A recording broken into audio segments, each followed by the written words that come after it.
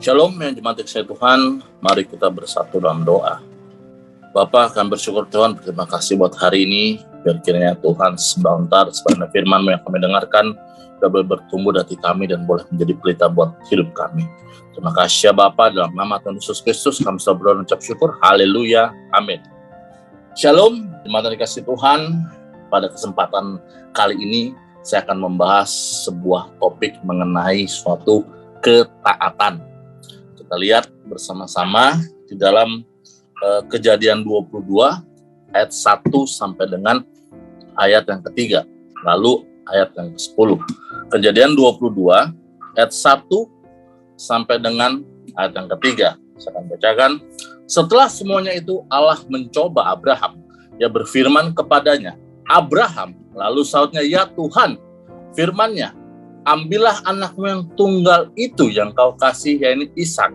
Pergilah ke tanah Moria dan persembahkanlah dia di sana sebagai korban bakaran pada salah satu gunung yang akan kukatakan kepadamu. Lalu ayat yang ketiga, keesokan harinya pagi-pagi bangunlah Abraham. Ia memasang pelana keledainya dan memanggil dua orang bujangnya beserta Ishak anaknya. Ia membelah juga kayu untuk korban bakaran itu, lalu berangkat ia dan pergi ke tempat yang dikatakan Allah padanya. Langsung saya akan lengkap ke ayat yang ke-10. Sesudah itu Abraham mengulurkan tangannya lalu mengambil pisau untuk menyembelih anaknya. Saya akan coba sampai di sini untuk ayat firman Tuhannya. Nah, di sini dikatakan ketaatan. Seringkali kita mendengar bahwa Abraham itu orang yang sangat taat kepada Tuhan. Benar, Bapak Ibu sekalian, Abraham itu orang yang sangat taat kepada Tuhan. Di sini dikatakan anaknya yang tunggal. Saya sendiri mempunyai anak. Saya ingat pada saat saya ingat anak saya begitu sayang, saya begitu mengasihi anak saya. Tetapi di sini di kisah ini dikatakan Abraham menyembelih dan memungguskan pisaunya. Kita ketahui selama ini bahwa kisah Abraham ini pada akhirnya itu kita ketahui bersama-sama bahwa Abraham ini pada akhirnya ya tidak jadi menyembelih Ishak. Yang saya garis bawah di bawah sini adalah ketaatan seorang Abraham. Nah, seringkali kita sebagai orang Kristen merasa bahwa ketaatan kepada Tuhan itu sulit. Ketaatan kepada Tuhan itu tidak mudah. Betul sekali, emang sudah tidak mudah. Tetapi ketaatan kepada Tuhan itu salah satu jawaban dari setiap masalah yang akan kita hadapi, Bapak Ibu. Jadi satu-satunya jawaban untuk setiap masalah yang ada dalam hidup kita adalah taat kepada perintah Tuhan. Jika kita tidak taat kepada perintah Tuhan, maka semua jawaban yang ada dalam hidup kita itu tidak mungkin terwujud. Makanya seringkali ketaatan itu berbicara adalah pola pikir kita menurut Tuhan. Taat itu adalah keinginan Tuhan. Taat itu adalah melakukan kehendak. Seringkali kita tidak mau melakukan kehendak Tuhan, tidak mau taat nama Tuhan, bukan karena Tuhan tidak memberikan jawaban, tetapi karena kita memikirkan Tuhan dengan otak kita yang terbatas. Sementara Tuhan itu Tuhan yang tidak terbatas. Jadi kalau kita memikirkan Tuhan dengan cara otak kita yang terbatas, tidak akan sampai, Bapak. Tidak akan ketemu itu jawabannya. Makanya kita harus taat aja kan perintah Tuhan. Seperti Abraham tadi, Tuhan suruh, akhirnya Abraham pergi dan membawa kayu dan menyembelih. Mungkin di tengah jalan Abraham gundah gulana, gusar, marah, emosi. Nah, yang saya lihat di sini di kisah Abraham juga, pada saat Abraham pergi, pada saat Abraham berjalan menuju gunung yang Tuhan katakan kepada Abraham, Abraham pergi hanya berdua jalan dengan Ishak. Nah, seringkali kita mungkin juga kenapa tidak taat dengan Tuhan? Mungkin kita minta pendapat dengan orang sekeliling kita yang tidak dekat dengan Tuhan. Nah, di sini yang saya garis bawahi, pada saat Abraham menerima perintah Tuhan, dia langsung bergegas mengikuti perintah Tuhan itu. Makanya mungkin kita saat ini Bapak Ibu mengalami suatu masalah yang luar biasa, mengalami suatu sakit penyakit, mengalami suatu dilema yang luar biasa, tapi percaya aja ketaatan kepada Tuhan itu merupakan suatu kunci untuk setiap segala masalah kita. Jadi seperti yang saya katakan tadi, ketaatan itu berbicara soal melakukan kehendak Tuhan. Tidak perlu berbantah-bantahan.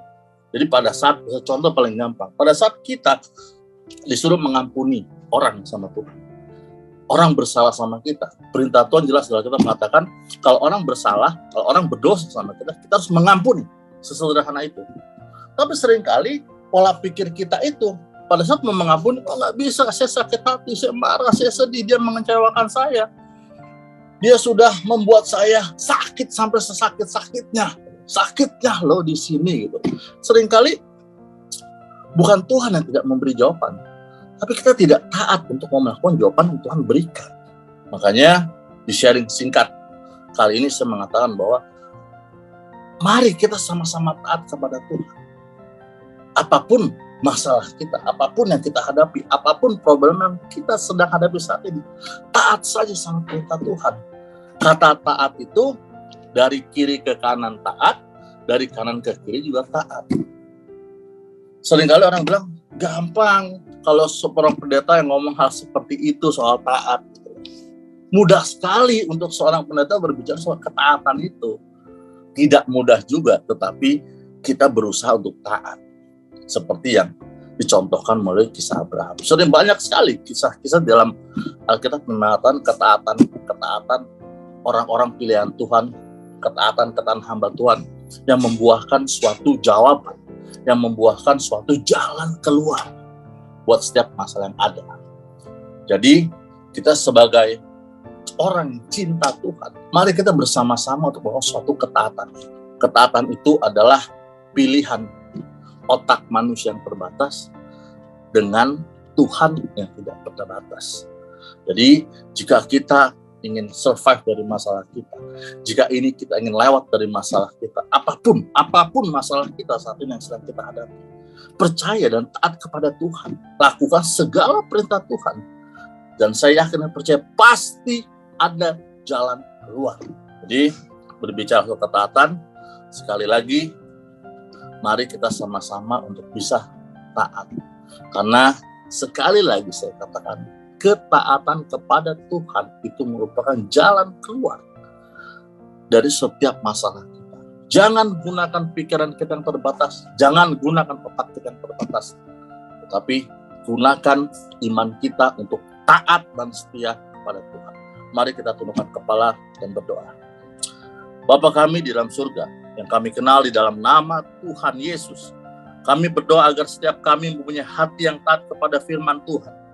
Firman-Mu adalah kebaikan untuk kami. Karena firman-Mu mengandung janji, walaupun terkadang kami tidak mengerti, tetapi pimpinlah kami untuk tetap mampu melakukannya.